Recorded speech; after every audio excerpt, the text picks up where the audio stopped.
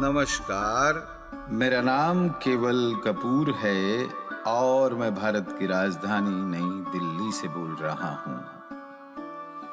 तुलसीदास जी महाराज पर चली आ रही श्रृंखला का यह तीसरा एपिसोड है। बादलों के छोटे छोटे टुकड़े आपस में मिलकर आसमान की चादर पर एक दिलकश नजारा बनाने लगे। ऐसा नजारा जिसे देखने के लिए मुरझाई हुई कलियों ने अपने सर उठा लिए। वो नजारा जिसे देखते हुए फूल अपनी कवाएं कतरने लगे और नदी का पानी भाप बनकर बादलों के जरिए फिर नदी से मिलने लगा।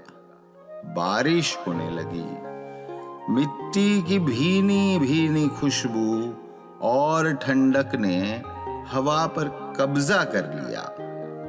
जितना ठंडा मौसम घर के बाहर था, उतना ही गर्म माहौल घर के अंदर।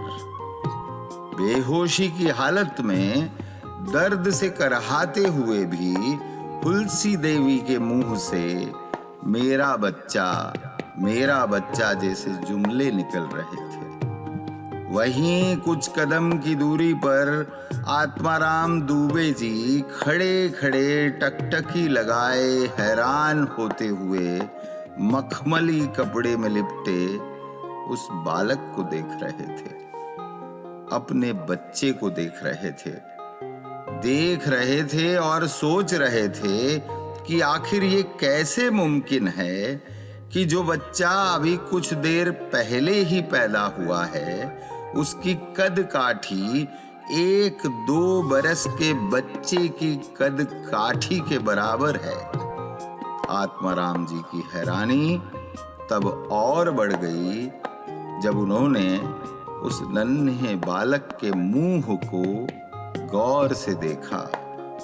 आत्माराम दुबे जी डरते डरते कपकपाते हाथों से अपने बेटे को गोद में उठाने लगे। जब उन्होंने अपने बेटे को गोद में लिया और उस बालक के मुंह को गौर से देखा तो उनके होश फाख्ता हो गए।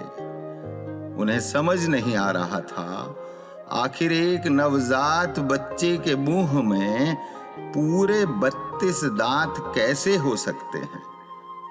आत्माराम दुबे जी इस गुत्थी को सुलझाने की कोशिश कर रहे थे कि इतने में उन्हें किसी के फुसफुसाने की आवाज सुनाई दी। गौर करने पर समझ आया कि उनकी गोद में विराजमान उनका बेटा कुछ कह रहा है, कोई नाम जप रहा है। आत्माराम जी अपने कानों को अपने बेटे के होठों के करीब लेकर गए और ध्यान से सुना तो समझ आया कि वह नवजात बालक राम राम जप रहा था। राम राम, तुलसी भरोसे राम के निर्भय होके सोए। तुलसी भरोसे राम के निर्भय होके सोए। अनहोनी होनी नहीं, होनी हो सो होए। ईश्वर पर भरोसा रखिए और बिना किसी भय के, बिना किसी डर के चैन की नींद सोइए।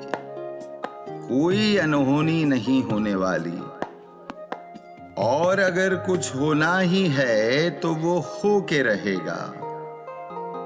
किसी को फेल हो जाने का डर है तो किसी को नौकरी न मिलने का और किसी को नौकरी छूट जाने का। कोई शादी से डरता है तो किसी को लोगों से डर लगता है। देखा जाए तो पूरी दुनिया में डर फैला हुआ है। हालांकि कहीं कहीं पर डरना जरूरी है, लेकिन हर कहीं पर नहीं। एक हद तक फिक्र करना अच्छी बात है। फिक्र हमें जिम्मेदारी का एहसास दिलाती है। लेकिन ऐसी चीजों की फिक्र करने का क्या फायदा जो हमारे बस में ही ना हो।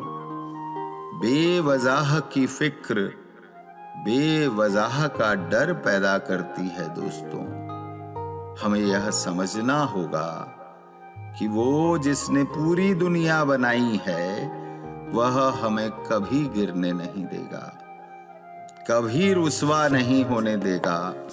और अगर कोई हादसा होना तय है तो वो होकर रहेगा, हम उसे नहीं बदल सकते। इसलिए बेवजह की फिक्र करने से बेहतर है कि हम ईश्वर पर भरोसा रखें, राम पर भरोसा रखें और मेहनत और ईमानदारी के साथ अपना काम करते जाएं। आखिर एक नवजात बच्चे के मुंह में पूरे 32 दांत कैसे हो सकते हैं? आखिर कोई बच्चा पैदा होते ही कैसे बोल सकता है? आखिर वो क्या चीज है जो इस बच्चे को आम बच्चों से अलग बनाती है? ये कुछ सवाल हैं जिनके जवाबों पर रोशनी डालने की कोशिश करेंगे हम तुलसीदास जी महाराज के जीवन परिचय की इस श्रृंखला के आने वाले एपिसोड में। धन्यवाद। राम राम। मेरा नाम केवल कपूर है और मैं भारत की राजधानी नई दिल्ली से बोल रहा हूँ।